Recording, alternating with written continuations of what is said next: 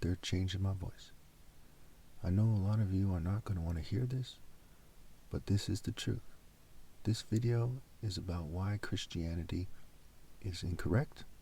All the Abrahamic faiths are, in about 3 minutes. Point number 1, the Pharaoh and Joseph proof. In order for Pharaoh to elevate Joseph in the nation and in his mind, in reality, he needed Joseph to prove to him that he was worthy, and in a way that could not be faked. Something to that effect.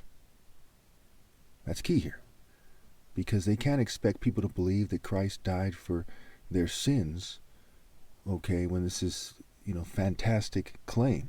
It's extreme claim. And they weren't there to witness it. And they don't have any good Christian acts that they've witnessed. And people lie about these things all the time, but they don't actually have proof. Point number 2. Obviously, the Jews and their ancestors used to revere Abraham, Isaac, and Jacob.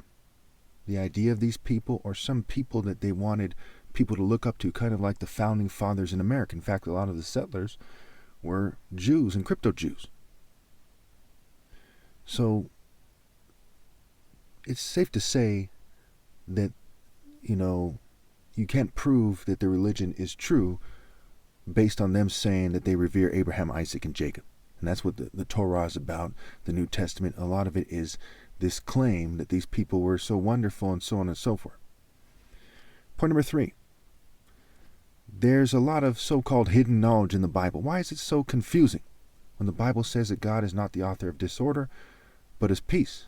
And God is known by his righteous acts. He's exalted by his righteous acts, his acts of justice. How then is it an act of justice to give privileged oppressors hidden knowledge about a book that you claim to be something that comes from God? Point number 4. We see that they tell people to turn the other cheek, while they're sabotaging people and trying to enslave them and abuse them and exploiting them and so on and so forth. So they don't have any sound proof, and they tell people to just do what they say and turn the other cheek. They're even sabotaging me right now while I'm trying to explain this. And part of the people who are involved are people who claim to be Christians. Point number 5.